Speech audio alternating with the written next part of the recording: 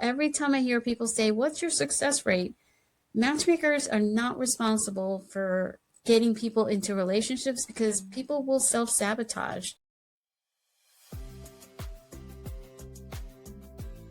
Welcome to Life and Love by Design. I'm life and relationship coach Odette Coronel. This podcast is for individuals and couples who are done living on autopilot, who are ready to understand the patterns shaping their relationships, their choices, and their sense of self, and redesign them with purpose and intention. Here, we don't just talk about what's hard.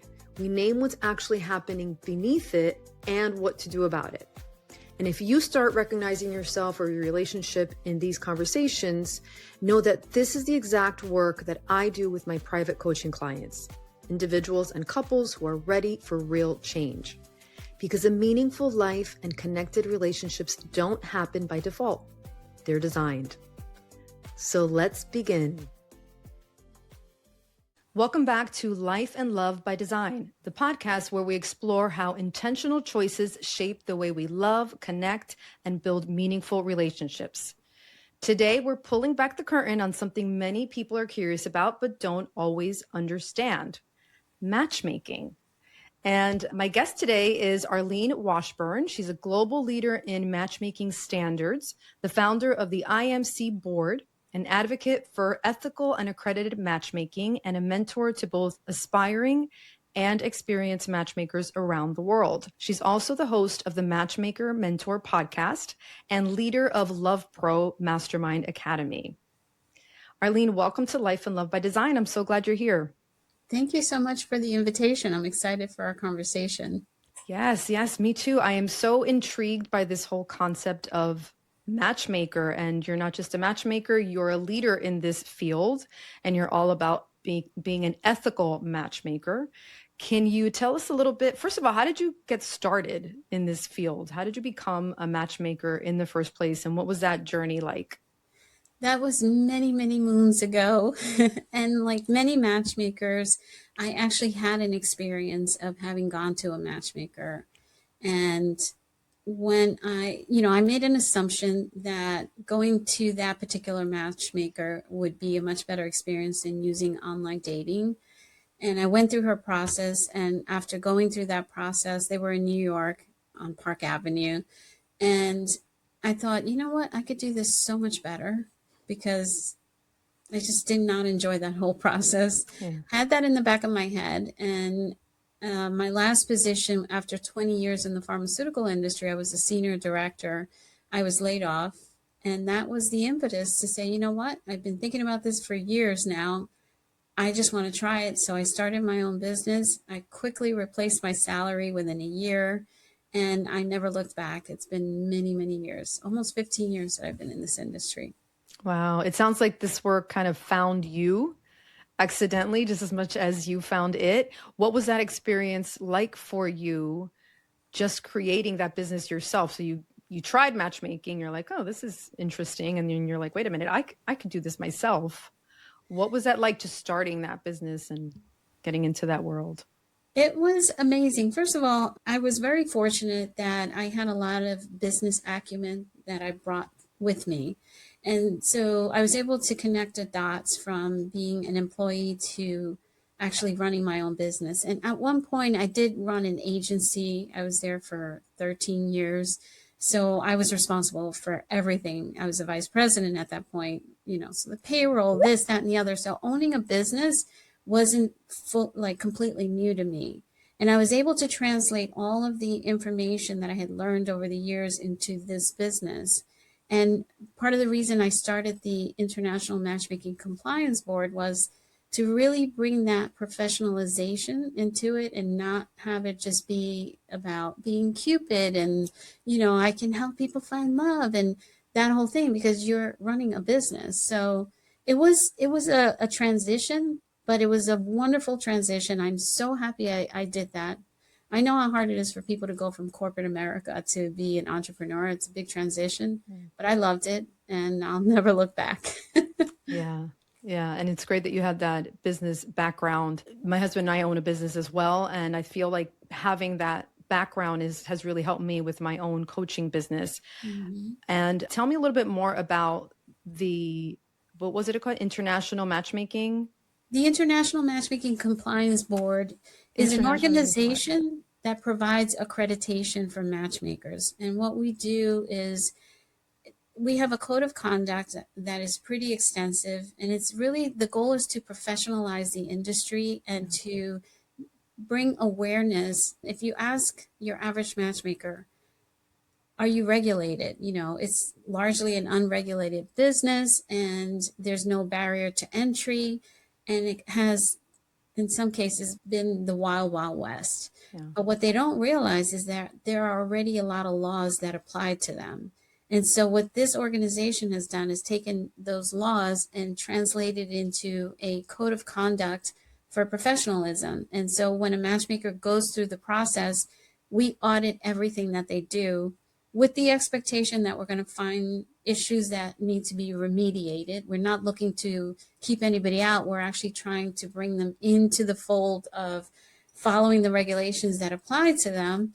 And it's, that's basically the process. It's an auditing process and so forth. And then on the other side, they're accredited. And I think that it brings a lot of credibility for daters looking to work with a practitioner. They know that they're working with someone who's on the up and up and doing things in the best possible way, at least, when they go through our process. Yeah, I really respect that because I feel like it really elevates the profession. Even for coaching, it's technically not regulated, but I'm really involved with the Association for Coaching and I'm accredited. I'm an accredited professional coach and now coach supervisor. And I feel that in itself really holds us to a higher standard of coaching and ethics. And we can show up, better and more in integrity for our clients. What would you say to someone that's kind of thinking about hiring a matchmaker? What are the qualities or the characteristics that you're looking for someone that to be ready for seeing a matchmaker? Yeah, I think there's a natural marriage between coaches and matchmakers because a coach will teach you how to date and they might teach you even how to be in relationships. So I really find that there's a distinction. There's one, how to find the person and attract the person, and another is to actually be in a relationship. But after that, then you can hire a matchmaker who is basically providing a service to streamline the amount of time and effort that you would have to put into finding your own mate. They're not miracle workers. It's not the Build-A-Bear situation. You can't just come in with a list and expect build a husband. Exactly, because a lot of that happens in our industry. And so it's really incumbent upon the matchmaker to just level set and make sure that they are managing expectations, because what you buy into when you hire a matchmaker is their process.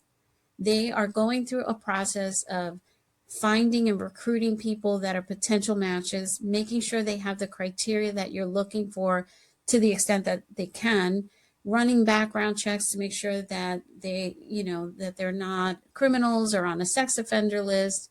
They're checking identification to make sure they are who they say they are.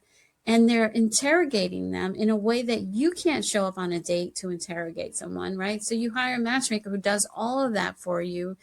And in many cases, they actually set up the date. They literally make a reservation if need be, or set up some sort of meeting at a, mutually acceptable location. And so that's what you're paying for. It's a service. So every time I hear people say, what's your success rate? Matchmakers are not responsible for getting people into relationships because people will self-sabotage. Even if you bring them the perfect match, they may not, that's not something that a matchmaker can control. The only thing they can control is the process that they follow to release you of having to spend all that time meeting people who aren't qualified to meet you. So I love the industry and I think there's so much value in it. And I love when they partner with dating coaches or when coaches become matchmakers, because then it's like a perfect marriage. Yeah. And I'm so glad that you made that distinction, because I've had clients come to me that want help in finding a partner. And that's not exactly what I do. I can help you prepare for finding the right partner. I can help you with the relationship skills even during partnership or before. But as far as finding your right match, that's something completely different. Who do you think, like what age group typically will go to a matchmaker? Because I can see the need, especially nowadays I can see the need really in any age group, because you've got people that are older and divorced and don't have time to go dating or finding someone, or don't want to do the apps. And then you've got people that are younger that I feel like there's so many apps and they're like, they're going on a lot of first dates, but not a lot of second dates, and not really finding relationships, or they're just don't have opportunities anymore to meet people. A lot of people work from home nowadays, and I feel like things have changed. But typically, what do you find is the perfect like age group where it actually like a match can be made? It's most successful. I know you don't guarantee results, but just typically they're more open and more ready for it, I guess. I mean, the ages run the gamut. When I was a matchmaker, my criteria was for someone to be 28 years old or older, because their brains were fully developed at that point.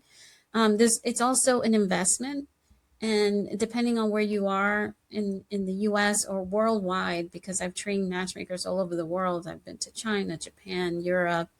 This is a huge industry, and it's only getting bigger, and we need more people in it because there aren't enough matchmakers, if you ask me, with so many single people that are struggling, especially post COVID. I just feel that a lot of people have been closed off. There's no real social construct anymore.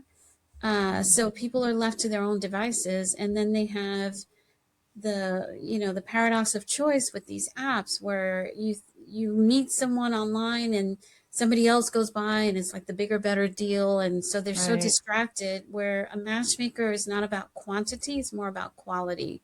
So to answer your question, I think 28 plus, someone who's gainfully employed and willing to invest. I've seen in some cases where parents will actually pay for a matchmaker. If they have a biological clock ticking and they feel like a need to like get the support to really meet the right person. It just runs a gamut. It used to be that most people hiring matchmakers were men. Now I think it's tilting the other way, where women are hiring matchmakers, because typically with an executive matchmaking service, it's one person paying, and they're paying for the matchmaker's time to interview people. You might interview 20 people, and one person is qualified to meet your client. So you're paying for that time, for the sourcing, all the work that goes on behind the scenes. Right. So that's all the stuff that happens behind the scenes. It's not just setting up the date. It's making sure that it's a good match. Right. That's why when I hear sometimes matchmakers will equate the introduction and number of months, for example, and I'm like, the introduction is nothing compared to all the work that you're doing behind the scenes. Or you get to the introduction. Exactly. Yeah. I feel like there's such a fascination just with this industry in general, even in the shows on television right now. I know my kids are really into the show Love is Blind, which is sort of matchmaking. You've got The Bachelor that's been on for years, and even The Millionaire Matchmaker, and just so many shows that have popped up about matchmaking, because I think that there's so many people that really want to find their person. They want to find their partner, and they struggle. They really struggle with it. I think that our standards have changed even in finding what the right partner is. I think that before, well, you tell me, have you noticed how things have changed just in people's selection of a partner? Yeah, I mean, that has changed. It's like night and day. That's how much it has changed. Yeah. It used to be that women were seeking partners that were financial,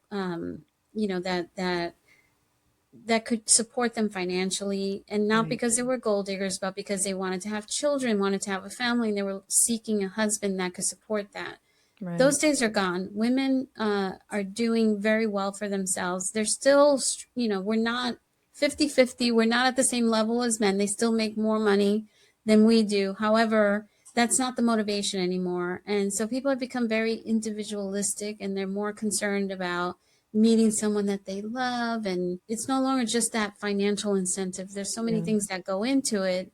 the challenge that I see as a former coach myself is that sometimes people want everything from their partner. They want their partner to be their best friend, to be their business partner, to get involved with their business, to be the one that they do everything with. And I always say, you got to find, you have to have your group, you have to have your Yeah. people, You have to have because your community like that. And I exactly. think that's part of the problem, that we don't have community as much. I feel like people don't go to church as much, or like are join, I don't know, leagues or teams or like places where they have that sense of community. So you want everything from your partner, which, I mean, ideally, of course, you want your partner to be your best friend. And I mean, I Of don't know. course. Yeah. If you're doing all the right things, you're showing up, you're holding it together, you're being capable and responsible, and yet something in your life and relationships or your marriage still feels off, then give me a few seconds of your time, because this message is for you. You know, relationships don't usually fall apart because of one big event. More often, it's the small everyday moments when we stop being intentional, or we stop really listening, or we stop choosing connection. Those are the things that create distance over time.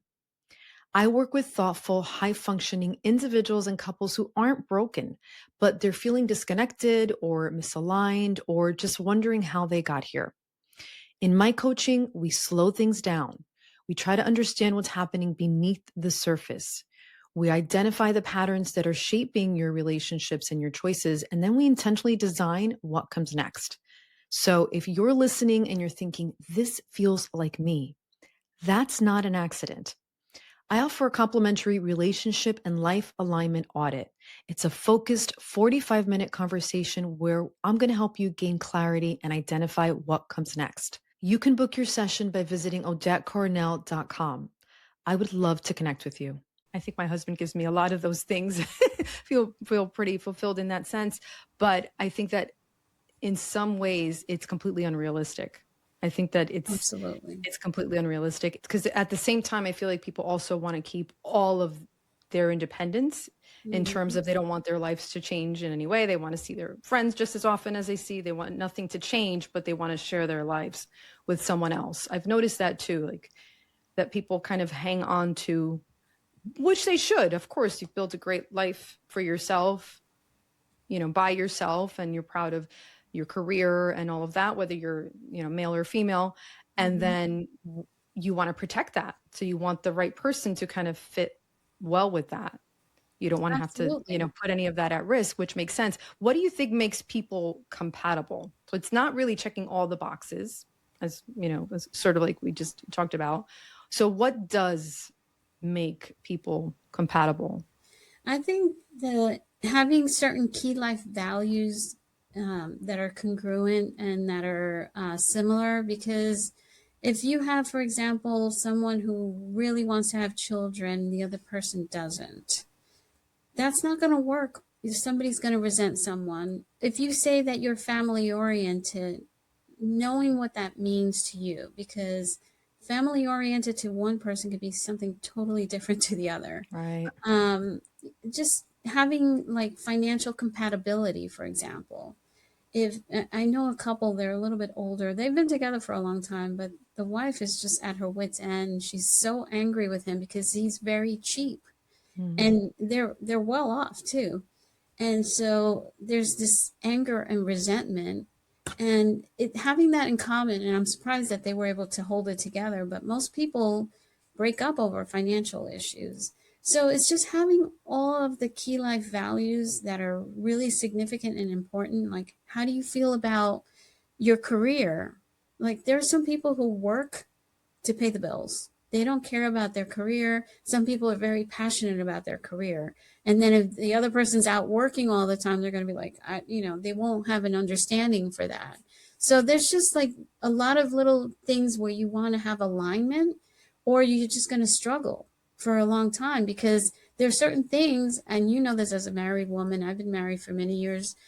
There are things that are going to bother you forever that are never going to change, and you're Right. just going to have to get Right. over You it. kind of, right. Right. And You then learn to live also, with. yeah, you tolerate, and also not always looking for a relationship that's going to give you something. You have to come into a relationship with the willingness to give yourself. because there's a lot of giving that happens. And it's not begrudgingly either. You actually fall in love and want to give. Right. But often when people are seeking a relationship, they're just looking to get. What do I Right. get? What do I get? Yeah. Well, that's not really, compatibility. Yeah, that is so true. And what do you want in a partner? He's got to be this, and that. And then it's like, what are you bringing to the relationship? Exactly. And what you said about sacrifice, I, I totally agree with that. You sacrifice, but it doesn't feel like a sacrifice. It's almost like with your kids. Yes, you change their diaper. Yes, you get up in the middle of the night, and it's not that you love doing those things, but you willingly do it out of love. It's a Yeah. sacrifice, but it doesn't feel like a sacrifice. They don't owe you anything. You do it out of love, and you're bringing that to them. Yeah. I mean, I don't even look at it as a sacrifice. I feel like it's an effort, right? Like, I don't Right. even, It's an yeah, effort. people Yeah. say, oh, relationships are a lot of work. No, they're not work. Yeah. Work is always in association with something negative. I look at it as more effort. The Effort. Yeah. grass is always greener where you Hmm. water it. Yeah. And, it takes And effort. anything in life, anything that we're passionate about, anything that's meaningful takes effort, and it makes us feel good when we put effort into it. Yeah, actually, a It's lot of more the satisfying. dopamine, Yeah. exactly. The dopamine is released more so when you're in pursuit of something than when you actually achieve it. So Mm, people discount the journey and the experience, and they turn it into something negative, which is why I'm always careful with my words, like like I'm really funny right. about words. Yeah. I drive my daughter crazy with that because they all have these negative associations, and I always attempt to like not to be like a toxic positivity or anything like that. It's more of like training my brain not to go into fight or flight mode, Right. and by using the right words, because words have an impact on our emotional state, our even just our mindset. So, but yeah, I think relationships are very necessary. And right now we have a major, major deficit. There is a loneliness epidemic Yeah. worldwide, a very low birth rate, low marriage rate. People are struggling, particularly men, because Yeah. men actually are, have more benefits from being married than women do, frankly. Right. Yeah. Women can be okay on their own and not get married and not have a relationship and feel satisfaction because they have friends and they enjoy, relationships with their friends. But for men, it's a little bit more of a struggle. And actually, men who are married make more money, they're healthier. There's a lot of Yeah. positive They're things. happier, more successful. Exactly. Which is why I think people hire matchmakers, Yeah. because it's that struggle of, somebody gets divorced and all their friends are married. And a lot Yeah. of people don't want anything to do with you when you're divorced because they're like, ah, that's the Mm, single person. We're not hanging out with. yeah. So now you're like, okay, where do I begin? I don't want to deal with all these apps because the apps are Right. trying to keep you on their platform so they can make money off of you. They're not interested in you And meeting you your act, person yeah, and getting off. right. They lose a client if you make a match, actually. Yeah. Yeah. Yeah. And yeah, and I think that so many people say they choose to be single or whatever, but really deep down, they're fine being single, and that's great. You should be satisfied with your life. But I think that we are meant to be in relationships, and that, Hmm. relationships really can be a great resource for your life. Your marriage can be a tremendous resource for your life. I always say this. It could also be a source of hardship if you pick the wrong Right. partner, but in general, it could be a source of, of joy, of love, of support in many ways. And I think that we all kind of yearn for that Hmm. companionship. And so I think it's amazing that you have this service for people that are able, that they're able to use this. What would be the process? How does someone like even find a matchmaker? So, as I mentioned, I don't do matchmaking personally. However, Right. we do get a lot of daters that will come to us and say, I really want to hire a matchmaker. And we'll go as far as to even have a conversation with them and refer them to a matchmaker that we deem, ethical, that does good work, that, that we feel comfortable referring. Because as you know, when you refer someone, you're putting your own Your reputation on the reputation. line. Right. Of course. And yes, matchmakers pay each other referral fees, so that's always a thing, but it's not so much about the referral fee. It's more about making sure that you're ushering them into a situation that's going to be that they're going to be handled properly. So, but if you're looking to hire a matchmaker, the focus is not on success rate. The focus is on what is their process? What exactly are they doing? How transparent are they with you? Are they trying to do the hard sell, when you're having conversations that lead to a sales conversation? Those are the red flags to be looking out for. I've seen some of this happen, not everybody, because there's a lot of great ethical matchmakers out there, but some of them will start making promises that they can't deliver on. Oh, don't worry, we'll find you a husband or a wife. We have tons of people and we only deal with, they'll exaggerate their database and things like that. And I think a really good matchmaker is actually going to downplay, if anything. Like I remember when I was a matchmaker, I was always trying to get people not to hire me almost. Like I was the opposite of like I didn't do that Well, hard sell. you wanted to be transparent. Absolutely. Yeah. Yeah. So those are some of the red flags to look out for. Find out if they're educated in their field, because it's like when you go to a doctor, right? Now doctors all take, they're required to have continuing education. This field, since I got into it, has evolved so much. And if you're going to a matchmaker who's been around for a long time and has had no training ever since, I'm sorry, but I think education is amazing. It's something that everyone should always be seeking, always be learning. And if you know everything, you're probably the dumbest person in the room. Exactly. Yeah. Continuing education is important. Yeah. What do you think is the biggest misconception in terms of finding a matchmaker and finding a match? Well, okay, so the biggest misconception, not so much in finding a matchmaker, but assuming that a matchmaker is also a coach, because not every matchmaker is a coach. They do garner feedback after every introduction to find out how it went. They might be able to give you some guidance. They'll give you feedback from the other party, which helps people change how their process if they're doing certain things, like maybe talking too much or whatever. That's very helpful, but that's not coaching. And you know as well as I do what coaching really is. So not every matchmaker is a coach. There are some matchmakers that are coaches. So that's a big misconception, that you think you're going to hire a matchmaker and she's going to be your coach as well. That's not the case. Would it be helpful for clients to hire a relationship coach at the same time, or maybe before going to a matchmaker, just to kind of prepare them, or maybe together with the matchmaker? Yeah, absolutely. So yes, I mean, I do always make the distinctions between a dating coach, which is someone that understands, who teaches on how to flirt, how to have those initial conversations, how to date, body language, all the things that go into dating. And then there's the relationship coach, which is someone that it's never too early to talk to a relationship coach, because you can get the person into your life, but can you sustain it? And so if you've had a lot of misfires in the past, you want a dating coach to help you learn how to date and how to choose partners.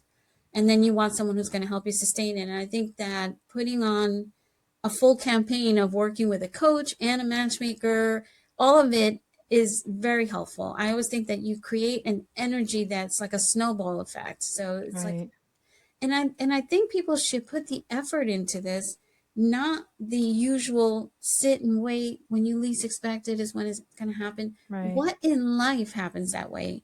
You want to go to college and become a doctor, you got to make it happen. It doesn't just show up, And so that's how it is with relationships. And I think that's been the fallacy for so many years, telling women in particular, don't worry about it. When you least expect it, it's going to happen.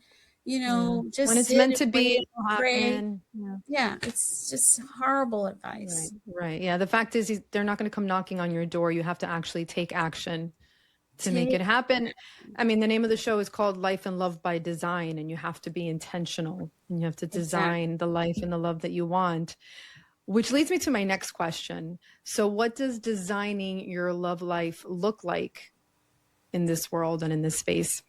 Yeah, that's a great question. And it kind of ties into the other that I didn't answer about how to meet your match. I think, well, first and foremost, I don't think anybody needs to be perfect until they start dating and trying to have a relationship. But I do think that there's some foundational things that you need for yourself, particularly if you had a divorce. You know, when you are married, there's a lot of merging that happens. So you have to regain your sense of self. You have to understand who you are and what your priorities are. And that does shift over time. So once you have a clear understanding of who you are, then you can say, this is what I need in my life to have a compatible relationship. So I think that's key, is really understanding what your needs are, what, you know, and your wants too, um, and focusing on the things that matter, because I think people get too hung up on, oh, he's got to be 6 feet tall. Well, you're 5'2". Why does he have to be six Right. feet tall? Like, are you gonna, Mhm. like, you know, that kind of nonsense. So that's what I believe is called designing. It's being very strategic, and then taking action and positioning yourself to be in the places where the person that you think you're is a good match for you is going to be.